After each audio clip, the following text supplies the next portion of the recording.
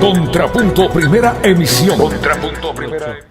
Ya está con nosotros aquí en la mesa de trabajo de Huancavilca 830M el doctor Ernesto Carrasco. Él es el presidente del Colegio de Médicos del Guayas. Así es. A los tiempos veo un presidente del Colegio de Médicos del Guayas. ¿Ah? ¿Cómo está, mi querido doctor? ¿Cómo le anda? Un saludo, economista, y un saludo a todos los radioescuchas de Huancavilca. Muchas gracias por el espacio. ¿Por qué anda usted? Lo veo muy joven. Llego al cuarto piso este año, le converso. Llego al cuarto piso ahora en agosto. Pero, siendo honesto, estoy dentro de los 3 presidentes más jóvenes del Colegio de Médicos. Así, ¿no? Claro. Bueno, ahora, ¿y especialista en qué? Soy médico forense, no quiere que lo atienda, créame. No me diga eso. Cuando me preguntan, oye, ¿cuál es la especialidad suya? Forense. No, gracias. Oiga, claro, pero debe ser, usted debe tener un buen estómago, ¿no? Sí, es peligroso ejercer. Un corazón durísimo también, ¿no? Sí, la verdad es difícil. Pero un asesor importante para temas de judiciales, sobre todo, ¿no? Claro, justamente me sirvió bastante el tema de esta especialidad para lo que estamos haciendo ahora, ¿no? El participar en la redacción de estos códigos y todo en defensa de los colegas. Oiga, doctor Carrasco, ¿se fue a tomar café a Carondelet? Sí, ceviche de camarón nos brindó el presidente. ¿De langostino o de camaroncito? Era camaroncito costeño, camaroncito de acá de la costa. Nos brindaron, nos invitó también al cambio de guardia. Estuvimos en el cambio de guardia de los granaderos. Y usted tómase foto y... No todos los días lo invita a uno el presidente, ¿no? Sí, ¿no? Claro. De hecho, siendo anecdóticos, a los 13 años regresamos a Carondelet. A los 13 años. 10 años que no nos invitaron, pero ni de broma. Ya. Y la última invitación fue de Alfredo Palacio hace 13 años. Ya, colega de ustedes, ¿no? Claro, el presidente Palacio era médico. Ahora, ustedes se han creado una gran expectativa con esta reunión que tuvieron en Carondelet con el presidente para cambiar la normativa en el Código Orgánico Penal. Sí, justamente fue noticia el día lunes, como la reunión fue a puerta cerrada, hubo un poquito de curiosidad de qué tanto era lo que hablamos con el presidente, y sí estoy haciendo esta gira de medios también es para aclarar a la comunidad, porque se malinterpretó, salió una noticia, tengo entendido, en Teleamazonas, donde dice que se pretende despenalizar la mala práctica. No. Lo que hace que suena feo, ¿no? Claro. ¿Qué es lo que estamos haciendo nosotros? El Código Orgánico Integral Penal ya está en vigencia 3 años, y lamentablemente desde la vigencia del código hasta acá, lo último que ha sido esto es traer justicia, ni al afectado, peor al médico. Tenemos evidencia en firme, por ejemplo en el año 2016, hubieron más de 175 demandas en la Fiscalía Provincial del Guayas por delito de mala práctica en el caso de lesión y muerte, y en cada uno de los más de 170 casos el fiscal pidió prisión preventiva para el médico. O sea, esto se convirtió en una especie de medida para extorsionar al profesional de salud, porque imagínese el médico... ¿Extorsionar que económicamente? No lo puedo certificar, pero eso es lo que nos han contado quienes fueron afectados por estos casos. Pero lo que yo estoy seguro es que el médico debe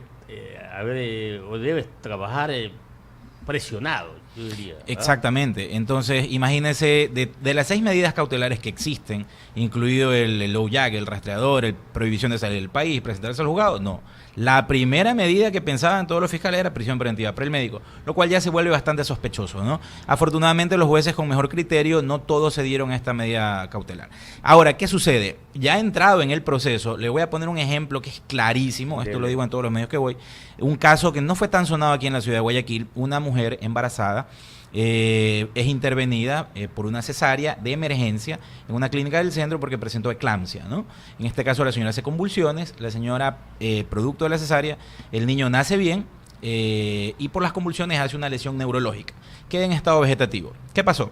5 médicos fueron los involucrados, 4 de ellos intervinieron a la señora, el ginecólogo, el asistente, el anestesiólogo, etcétera, y la 5ª médica era la pediatra.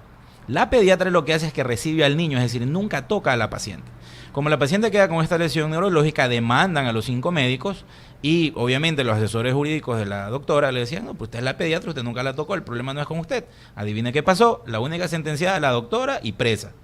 Y los otros 4 colegas, bueno, desconozco si efectivamente se pudo o no determinar la mala práctica, pero no pasó absolutamente nada. Ese es el sistema judicial con el cual a nosotros nos toca trabajar todos los días.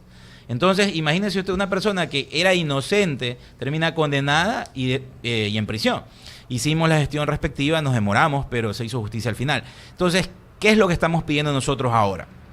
El Código Orgánico de Salud en su primera versión, que fue aprobado en primer debate en la Asamblea Nacional.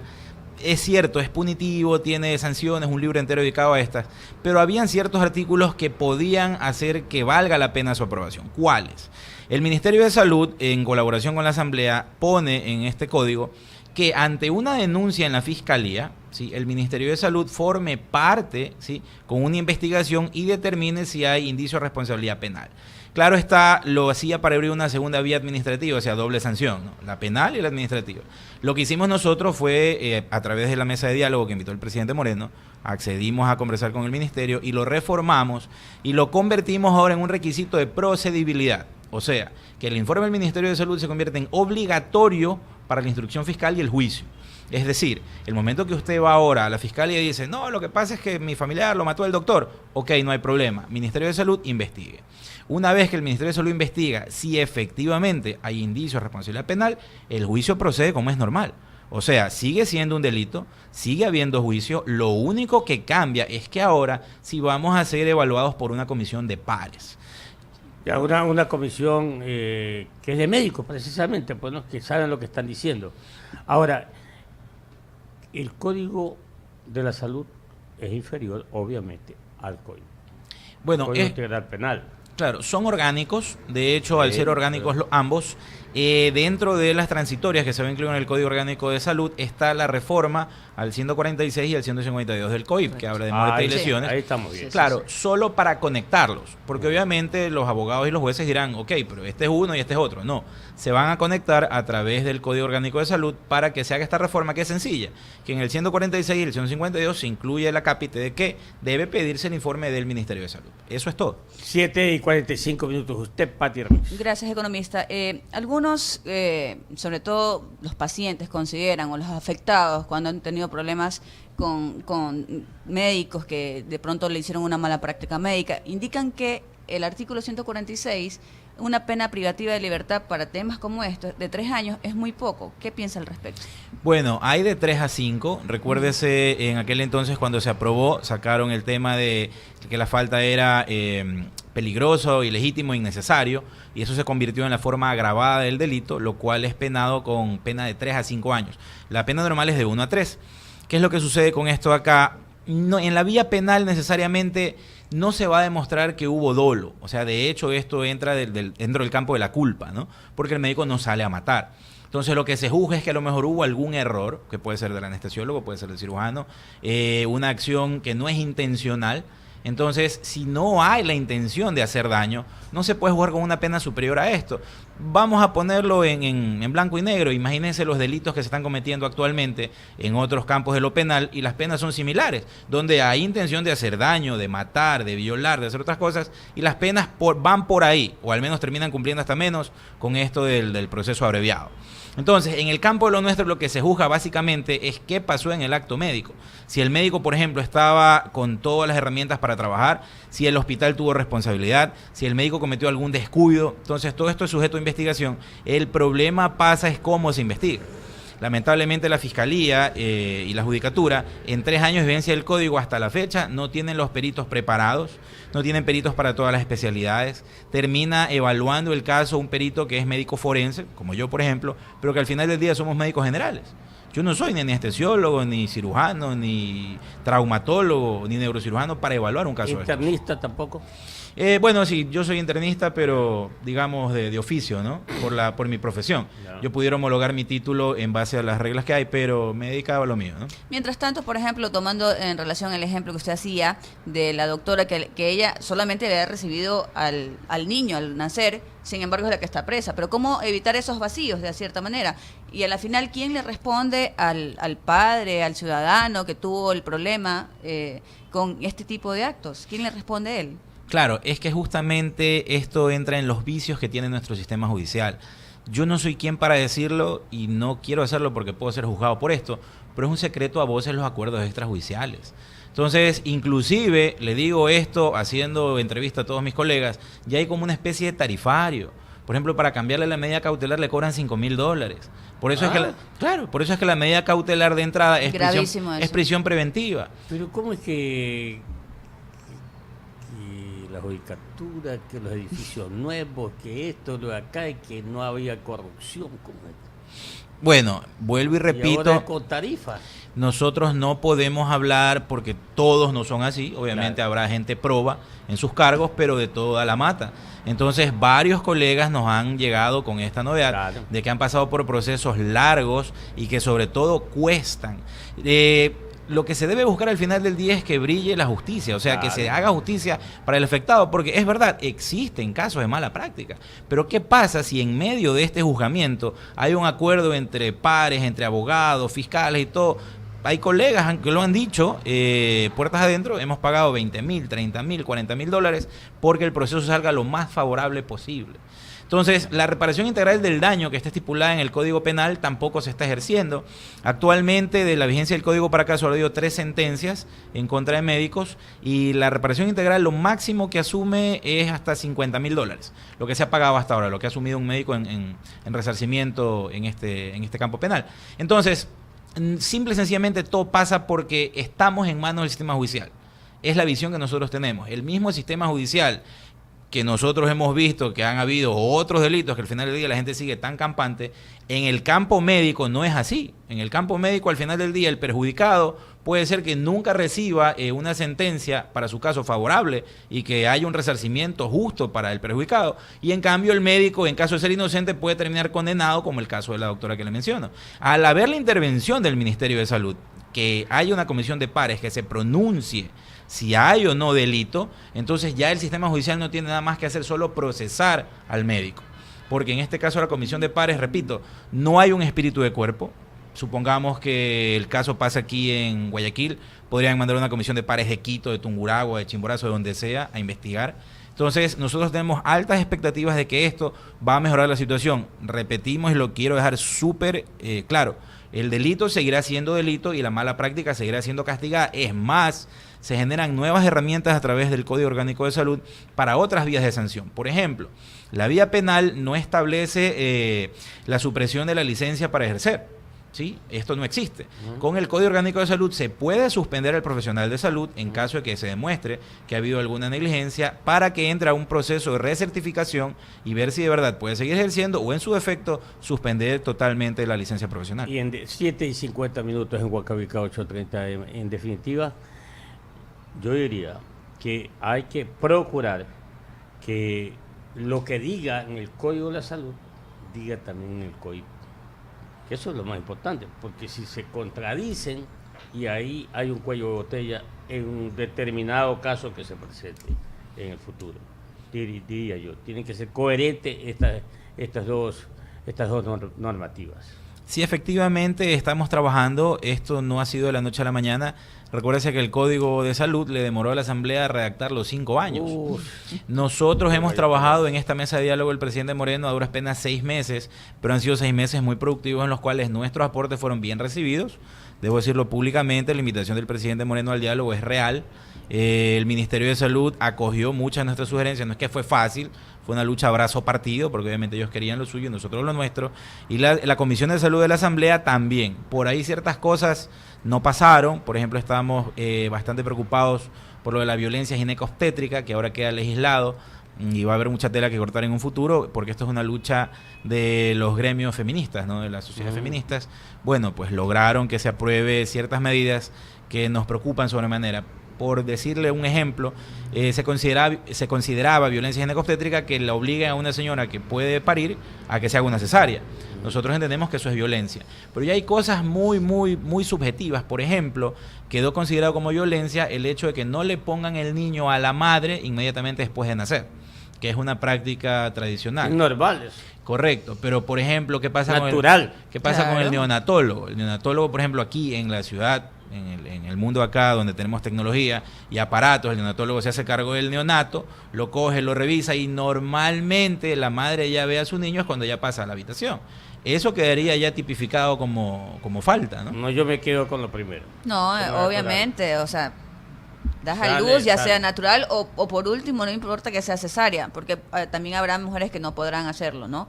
Pero que te pongan a tu hijo inmediatamente que nazca. Claro. Eso es importante. Oírlo llorar. Por supuesto. 7:52. Bueno, y a propósito, ¿cómo se lleva con con la ministra guapa esta? Con Verónica Espinosa. ¿Qué tal? ¿Cuál es su concepto? Tenemos una relación Es bastante dinámica. cordial con la ministra. Yo creo que es una persona con muchas buenas intenciones. Intenciones. Sí, lo que pasa es que Y lamentablemente acciones. las acciones a veces no hablan muy bien, pero no es culpa de la ministra. Ojo, no es que la defienda y cada quien es responsable de sus actos, pero recuerde lo que está pasando con el hospital neumológico, ¿no? Que sigue cerrado, Claro. que es un caso grave. Nosotros optamos por la vía de no politizarlo, porque se volvió un tema político.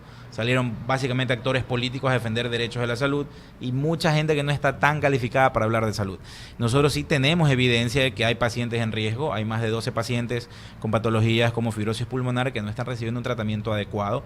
No se debe generar una alarma, como se quiere hacer pensar, de que todos nos vamos a contagiar de tuberculosis, porque no es tal, muchos de estos pacientes están siendo atendidos. Sin embargo, la ministra y su equipo ha tomado medidas a este respecto. Hay que esperar a ver qué sucede, no podemos precipitarnos a dar un criterio, porque sí pudiera tener otras consecuencias. Ya habían 9 muertos hasta hace un mes. Entonces, si sigue aumentando la cantidad de pacientes que se agrava su estado de salud, sí debe responsabilizarse alguien. Por el resto, no se puede culpar tanto a los ministros, en esta en particular, porque es una crisis general económica, ¿no? Tenemos nosotros información de hospitales. Un hospital, por ejemplo, aquí en la ciudad de Guayaquil, funciona mensualmente con un presupuesto de $1 millón. Sin embargo, le están llegando solo $200.000 mensuales. ¿Cuál habla del Seguro Social? O No, del Guayaquil? Ministerio de Salud. A ver, Guayaquil. No voy a decir cuál hospital puntual, que me pero... pone a adivinar. pero ¿El cercano al cerro? ¿Cuál será? No, No, ese es no, privado, no, ese es no, privado. Tiene que ser Sí. Guayaquil. 7:54 Guayaquil, por el- minutos en por el Guayaquil, sur, por el 8:30.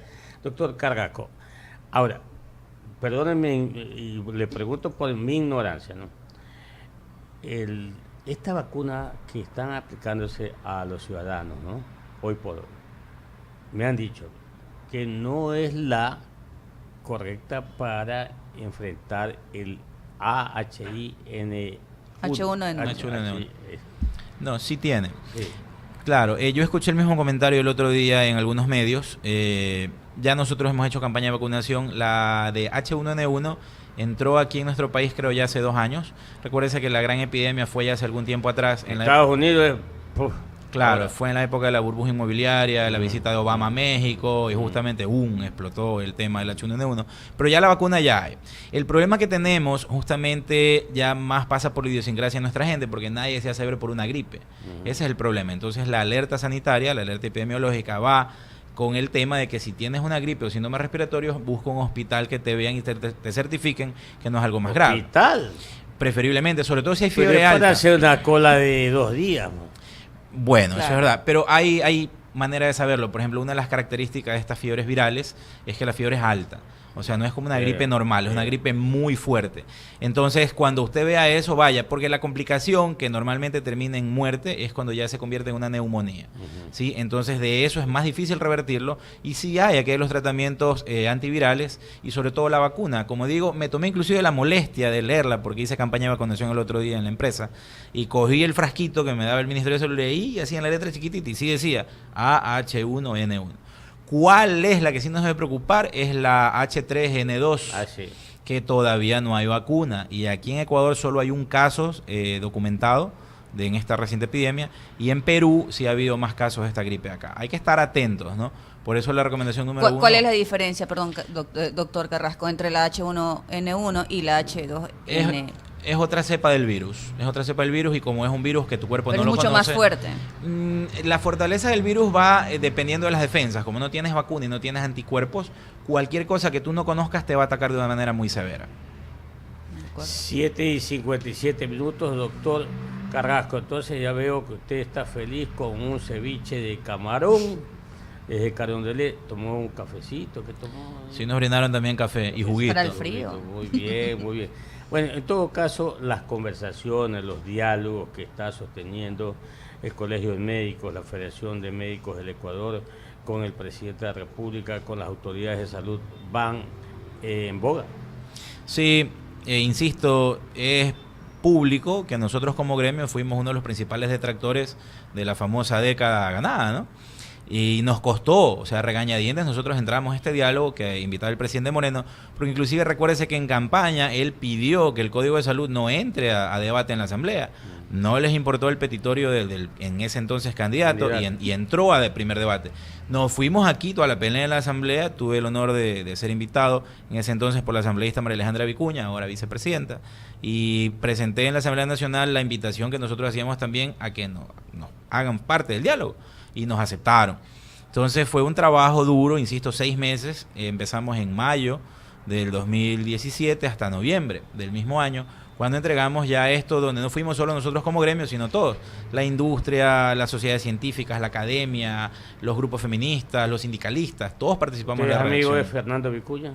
Sí, del doctor Vicuña, claro. Ahí por ahí va la cosa. Bueno, 7:58, gracias, doctor Ernesto Carrasco, presidente del Colegio de Médicos De Guayas. médicos del Guayas. Sí, cuando estudie Derecho ahí me voy al otro colegio. Por lo que economista. habla bastante, digo que es abogado. Que le vaya bien, un abrazo. para Muchas usted. gracias, economista. Gracias. Huancavelica, la H grande de la información.